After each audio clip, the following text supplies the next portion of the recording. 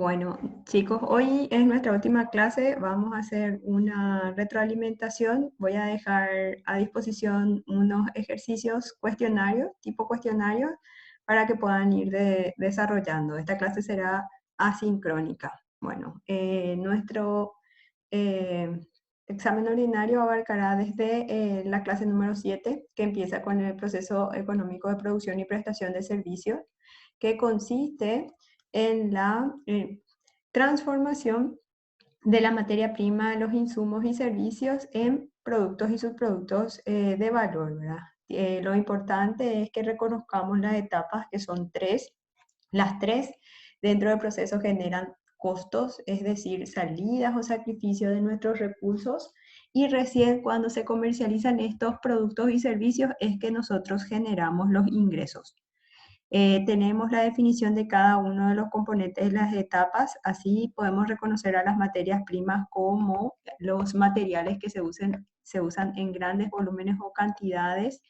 Los insumos son materiales que se ocupan en pequeños volúmenes o cantidades y que intervienen acelerando o mejorando el proceso de transformación.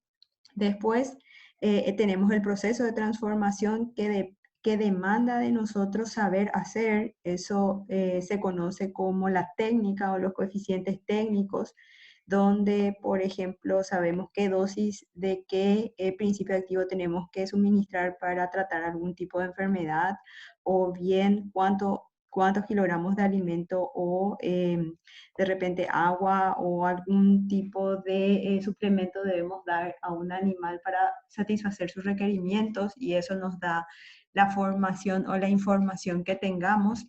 El producto es un bien que se puede tocar, por eso recibe la denominación de ser tangible, y es lo que se va a comercializar. El subproducto es un también producto obtenido pero derivado, o sea, no es el fin principal de la producción, se obtiene como proceso de la transformación y puede ser comercializado, y generalmente tiene un menor valor. En el caso de la nutrición, por ejemplo, vemos que varios subproductos industriales, ya sea para la industria del aceite, tener los expellers, son los subproductos que tienen un valor y también un valor, un precio de comercialización. Un servicio, sin embargo, es un bien intangible que se va consumiendo de acuerdo a la necesidad y el momento de formación, no se puede almacenar. Un efluente es un residuo que en un principio se consideraba como inservible, pero en este momento existen tecnologías de procesamiento que hacen de que pueda ser reutilizable ese producto, o sea, ese efluente. Hay algunas cosas que ya no se pueden transformar, y el ambiente demanda que nosotros tengamos contingencia para esto. Y el valor agregado se refiere a que el producto que se transformó cumple mejor las funciones, o bien cubre las necesidades que fueron expresadas por las personas que están en el rango del consumidor. Un producto tiene que tener calidad. ¿Y qué es la calidad? Es una propiedad o conjunto de propiedades que están o son inherentes a algo y permiten juzgar su valor. En general, son cuatro los parámetros, que son la funcionalidad, la uniformidad, la durabilidad y la estética. Funcional quiere decir que se produzca en su uso la satisfacción prevista. Uniforme quiere decir que obedezca a un prototipo o modelo. Durable, que quiere decir que tenga una vida útil razonable. Y estético, que sea adecuado en su presentación. Las transformaciones se pueden dar siguiendo por lo menos 5 tipos. Pueden ser químicas, donde ya las transformaciones son irreversibles; las de forma o estructura, donde los cambios son reversibles; es de ensamblado o combinación, donde las partes son reunidas en un único todo; los biológicos, que representan a la producción animal y agrícola; y los procesos de servicios y o administrativos, que son intangibles. Vemos en la diapositiva que quedan a su cargo entonces los distintos tipos de procesos. Eso es lo que corresponde a la clase número 7. Después tenemos la clase número 9, la clase 8 es la que está relacionada con el ejercicio de recursos humanos, de cómo pagar salarios que llevaron ustedes como deber, que es una simple operación de calcular sobre un monto, por ejemplo, la bonificación familiar o la seguridad. Y en el flujo, en la clase número 9 tenemos al flujo de fondos y las evaluaciones que se hacen, ¿verdad? Nosotros prácticamente vimos la teoría porque estuvimos trabajando sobre un presupuesto de producción de gallinas ponedoras y la idea era de que gracias a esta parte podamos establecer la diferencia o las utilidades entre lo que entraba y lo que salía en un proyecto de trabajo, que podía ser hacer huevos o bien prestar algún servicio. Tenemos entonces que un presupuesto o un proyecto de inversión tiene como uno de sus elementos al cálculo de los ingresos. ¿Y qué son los ingresos? Son todas las entradas que se van a dar en ese proyecto o en ese presupuesto. ¿Verdad? Esas entradas pueden ser en efectivo o pueden ser no efectivas. Por ejemplo, en el caso de la producción, el nacimiento de un animal es una entrada no efectiva, ¿verdad? En el caso de la prestación de servicio, la realización de una actividad es, y el arancel correspondiente, el cobro del arancel correspondiente es un ingreso en efectivo. El flujo de ingresos y egresos es una comparación entre los ingresos y los egresos. Y para que estos se puedan comparar, se tienen que realizar en el tiempo que corresponde y en la unidad monetaria que corresponde y según los orígenes que correspondan.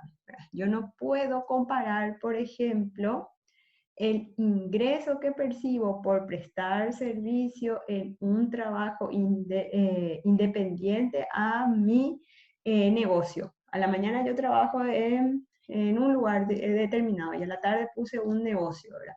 Yo no puedo incorporar mi ingreso de mi salario correspondiente a una actividad externa como un ingreso del negocio. Todo lo que sea del negocio entonces tiene que tener origen del negocio y lo mismo, la salida que corresponde a actividades que no sean del negocio no pueden ser incluidas en el flujo de fondos del negocio. O sea que si yo me compré algo que es particular como ser, no sé, ropa, entonces eso yo no puedo incorporar como un egreso del negocio a no ser que sea ropa para el trabajo, es decir, uniforme o una indumentaria especial de trabajo. Entonces hay que saber diferenciar, discriminar, decimos nosotros, para no sobrecargar las actividades y sobrevalorar o subvalorar las actividades. Este flujo de fondos también puede ser un flujo de caja y el flujo de caja solamente incluye a las salidas y las entradas en efectivos y determina la liquidez de la empresa. La liquidez representa al dinero que ya está siendo efectivo, es decir, que se puede utilizar de manera inmediata en la empresa. Y la solvencia es la capacidad de pago a largo plazo de una empresa. ¿Cómo se evalúan los resultados dentro de un proyecto o un presupuesto? Por medio de ratios o indicadores como ser la rentabilidad. La rentabilidad representa a la mejor de las ganancias, es decir, lo que yo obtuve como ganancia se tiene que comparar con un interés que se llama de costo de oportunidad, que en este caso puede ser lo que me pagaría una entidad financiera por meter a una caja de ahorro a plazo fijo, y si supera ese interés, que puede ser del 6, del 4, del 8%, a un valor actualizado, entonces yo digo que obtuve rentabilidad. El retorno el retorno corresponde a la devolución de nuestro capital invertido y se puede medir con una tasa, es decir, cuánto en valor o porcentaje es lo que retorna, y el periodo o tiempo de repago, que es el momento en el cual yo voy a recuperar el capital. Y las relaciones, la relación beneficio-costo corresponde a el ingreso que se va a dar cuando yo invierto una unidad monetaria por cada un guaraní que metí en el negocio, cuántos guaraníes me entran. Y la relación costo-beneficio es la relación que me muestra cuánto es lo que yo debo invertir en mi negocio para poder generar una unidad monetaria. Después tenemos a la clase número 10, que es la de organización. La de organización era bastante cortita, se enfocaba más bien en la función administrativa de la organización, que era poder trabajar con las personas, agrupar a las personas de acuerdo a las características que tenían demostradas por sus actitudes y sus aptitudes, ¿verdad? Y para hacer organización, nosotros teníamos elementos de la organización como, primero, saber qué es lo que queríamos lograr reuniendo a esas personas, que es definir los objetivos. Luego, dividiendo el trabajo según las características de las personas que van a trabajar con nosotros.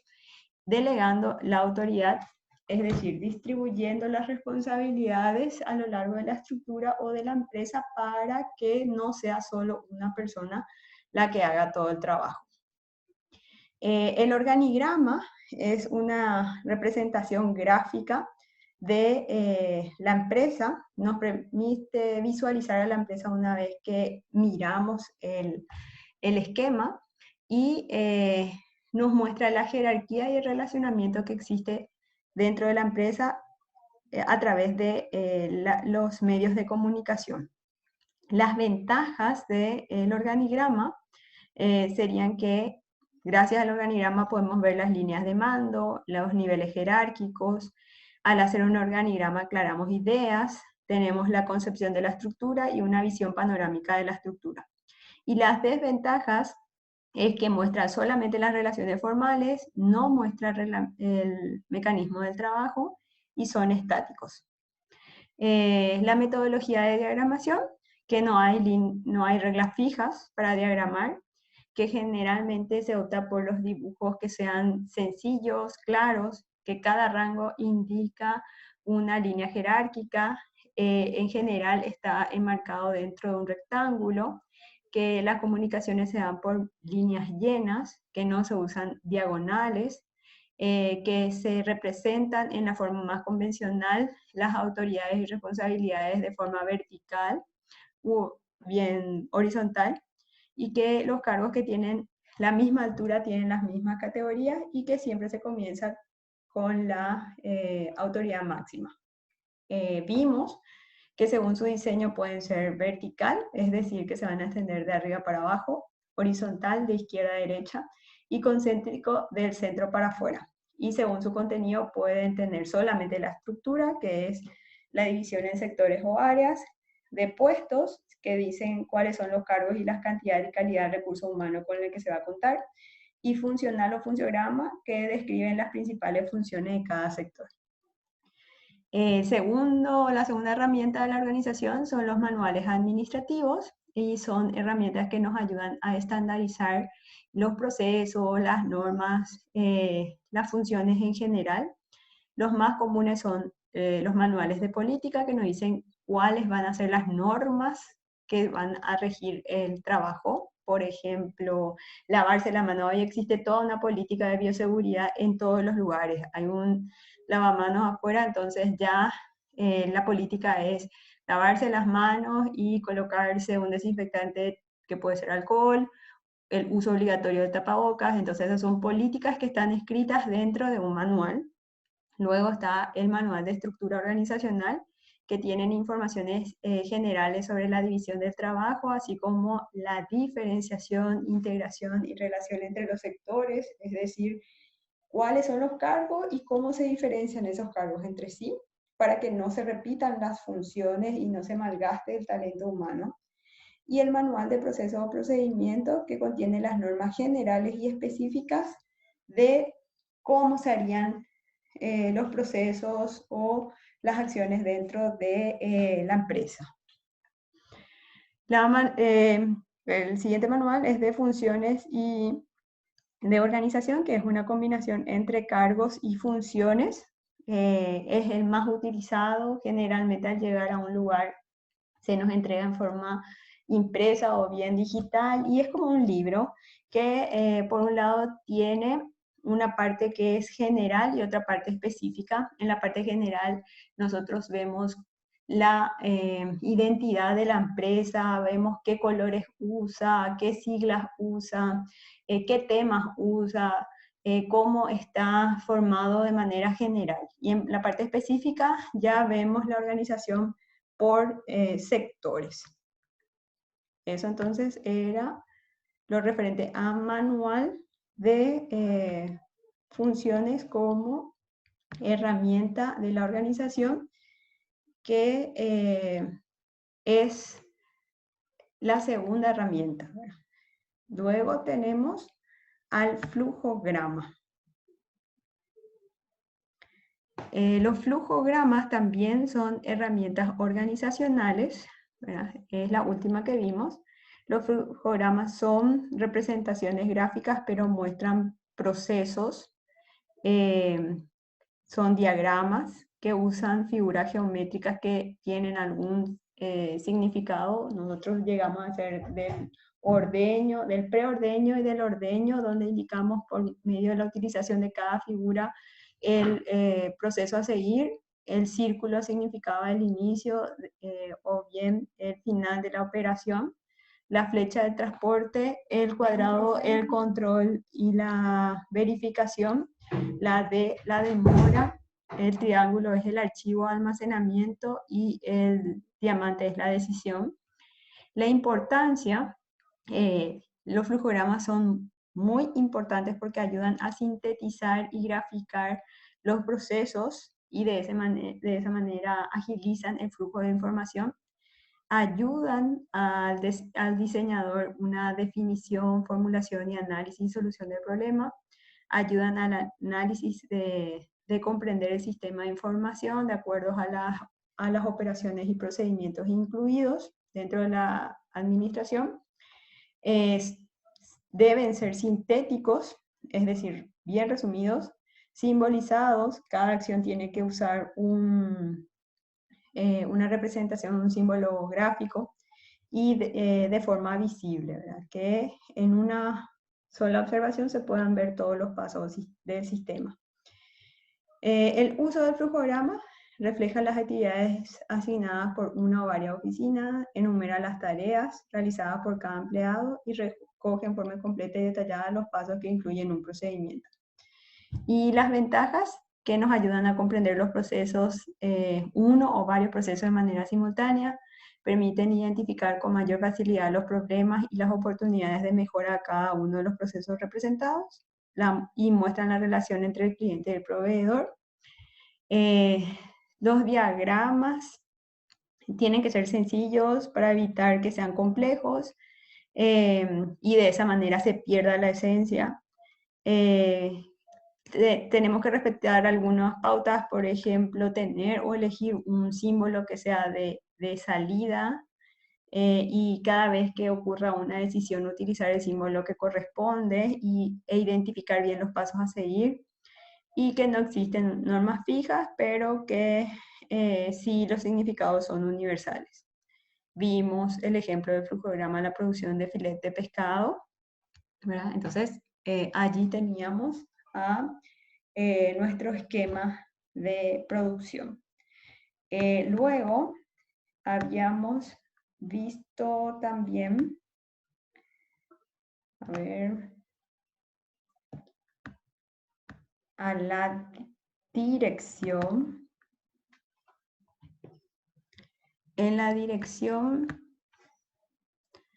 identificamos la dirección como una función administrativa también. Es la tercera función administrativa, es aquella que produce la influencia. La influencia es el efecto que tiene una persona sobre otra. Ese efecto se lograba por medio de herramientas también, ¿verdad? La más recomendada es la motivación. Y para llegar a la motivación, nosotros lo que hacíamos es conocer algunos aspectos como el factor humano, los canales de comunicación, las estrategias de motivación y el liderazgo. El factor humano era importante porque identificábamos que realmente el humano formaba parte de la empresa, que no son elementos que están separados. Es decir, que el comportamiento humano va a representar al comportamiento de la empresa y que tenemos que hacer un análisis del comportamiento individual, así como del comportamiento grupal para poder armar los grupos de trabajo. Para poder conocer un poco a nuestro recurso humano, tenemos que identificar sus características biográficas, de dónde viene, características etarias, qué edad tiene, su influencia sociocultural, qué formación tiene, para identificar sus habilidades físicas e intelectuales y también conocer su personalidad. Luego de conocer el recurso con el que vamos a trabajar, que son las personas, buscamos que se produzca la influencia, ¿verdad? Y esto se puede lograr por medio de la persuasión, la sugestión, el convencimiento, la amistad, el liderazgo, la conducción, el poder, las convicciones compartidas y la autoridad, ¿verdad? En el caso de las empresas, la autoridad es el ejemplo más común, ya que los jefes son designados por un orden jerárquico superior. La influencia entonces se puede dar por sumisión y comunicación, y también el proceso de la influencia tiene una identificación, un proceso de identificación que puede ser por persuasión, sugestión, motivación, o por poder, que puede ser económico, coercitivo o normativo. Sumisión, ¿qué es? Es la predisposición de una persona a aceptar las decisiones e información recibida sin cuestionar, porque no hay una idea preconcebida, o bien hay una aceptación total. La comunicación, sin embargo, es la transmisión de la información. El receptor después va a decir si es que está de acuerdo o no con lo que nosotros estamos transfiriendo. La identificación es cuando coinciden los valores entre las personas. La persuasión es el intento de que un individuo cambie o modifique sus ideas. La sugestión es cuando queremos que el individuo adopte como suyas las ideas de la empresa y se están iniciando en la actividad. Y la motivación es la aceptación de una idea y concientización de manera a que se identifique con la empresa, ¿verdad? Se ponga la camiseta de la empresa. Vimos la pirámide de Maslow, que es una idea de cómo poder motivar, ¿verdad? En la base están las necesidades fisiológicas, luego le siguen las necesidades de seguridad, tenemos las necesidades de afiliación o afecto, luego de reconocimiento y por último de autorrealización, que son entonces los parámetros que se usan en la gerencia para poder encontrar las herramientas de motivación. Y por último, el poder, que también era un proceso de influencia. El poder es tener recursos que los demás necesitan y no poseen.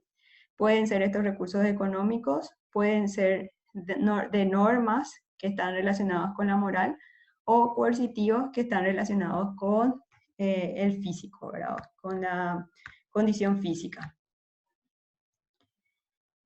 Luego tenemos al control. El control es la última función administrativa y consiste en comparar los objetivos con los resultados alcanzados. La recomendación es de que utilicemos parámetros que sean reales, que sean concisos, que no estén alterados. los momentos en que se da pueden ser antes de la actividad, que es un control preliminar, durante la actividad, que es un control concurrente, y post actividad, que es una actividad de retroalimentación. Nos dice la teoría que la confianza es buena, pero el control es mejor. Se utilizan, por ejemplo, planillas para hacer control, inventarios. Las condiciones, entonces, se deben establecer estándares esperados que sean reales en unidades físicas, monetarias, con indicadores adecuados, que debemos considerar la producción similar en la zona o el exterior, la producción promedio en los últimos tiempos, la disponibilidad de los recursos. Se deben medir el desempeño actual y comparar en forma oportuna, apropiada, de manera real y no corregir. Y se debe corregir la desviación, el cambio de plan, ajuste en la ejecución y cambio de objetivos. Y por último, nuestra última clase trató de el proceso administrativo. En el proceso administrativo, lo que buscamos es unir a todas las funciones administrativas que consistían en la planificación, la organización, la dirección y el control. Es una condición cíclica, interactiva, reiterada y sistémica. En este gráfico se resumen las actividades relacionadas a cada una de las funciones. En la planificación fijábamos los objetivos, las políticas, los procedimientos, se seleccionaban las alternativas, se decía qué se iba a producir, cómo se iba a producir, cuánto se iba a producir. En la organización se colocaba la estructura organizacional, la división del trabajo, la autoridad, la amplitud del control. En la dirección se colocaba la dirección en sí o la ejecución, el liderazgo y la motivación, la supervisión y la comunicación. Y en la evaluación utilizábamos los registros. Una de las formas de evaluar es la contabilidad, los análisis de productividad, de rentabilidad, el control financiero y el del mercado. ¿Cuáles son los beneficios de la aplicación? Que nosotros, gracias al proceso administrativo, tenemos una guía y metodología para la generación de las empresas, que sistematizamos y controlamos las operaciones continuas, que damos pie para la formación de los equipos de trabajo, que se establece un sistema de selección de individuos, que se desarrollan las capacidades y competencias básicas, facilitamos la dirección, la estrategia y el control, facilitamos el análisis de los problemas para las soluciones, damos pie para aplicar el método científico y es un instrumento importante en la reorganización de la empresa. Una vez que manejamos este proceso, ya podemos dar lugar a la toma de decisiones. La toma de decisión consiste en, como bien dice su nombre, elegir una de las opciones de producción. Para eso, nosotros tenemos que afrontar las responsabilidades y los riesgos. Hay veces no son riesgos, sino incertidumbres, puesto que lo relacionado con el entorno puede ser un parámetro que esté a ciegas para nosotros, porque sabemos que tenemos competidores, sabemos que hay consumidores, sabemos que hay proveedores y existe el gobierno, pero no podemos controlarlos porque son externos, así como el ambiente. Sabemos que nos movemos en un entorno físico y biológico. Por ejemplo, en esta semana empezó a llover, hace 2 semanas estábamos en sequía. Hay un entorno económico. Este es el momento donde va a empezar a haber circulación de efectivo, va a moverse un poco de plata. Hace 2 meses no era así. El entorno social, la gente hoy está volviendo a las restricciones de las salidas y puede ser que yo haya calculado mal el momento de la reapertura de mi trabajo, de mi negocio. El entorno institucional, la seguridad. Hoy en las noticias, por todos los medios, los médicos nos estaban avisando de que institucionalmente la parte de la salud pública estaba llegando a su límite. Entonces eso restringe mucho la actividad y con la actividad también se resiente la economía. El entorno tecnológico, cuáles son los avances científicos. Con el COVID tenemos muy presente porque estábamos muy esperanzados de poder ya lograr la inmunización con el uso de la vacuna, pero resulta ser que el traslado es caro y hace que nuevamente tengamos que esperar a otra oportunidad un poco más económica para poder acceder a la inmunidad. Y el entorno educacional, ¿verdad? Tener los centros de educación y formación profesional disponibles para seguir formándonos pese a esta situación tan extraordinaria como de este año. Entonces, en el proceso, lo que hacemos es asumir el riesgo y para eso hay una metodología o una serie de pasos donde el administrador lo que tiene que hacer es identificar al problema, ver la relación que causa el problema y el efecto, definir cómo solucionar ese problema, valorar las distintas opciones de resolución, programar y ejecutar las actividades y evaluar los resultados.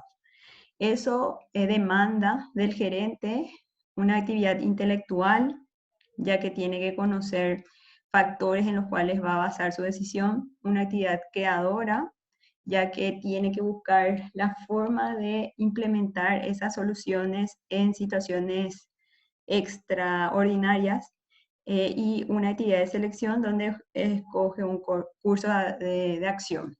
Las condiciones. Una persona que va a tomar decisiones debe correr el riesgo, asumir la responsabilidad, tener visión de futuro y estar dispuesto a realizar acciones concurrentes y correctivas.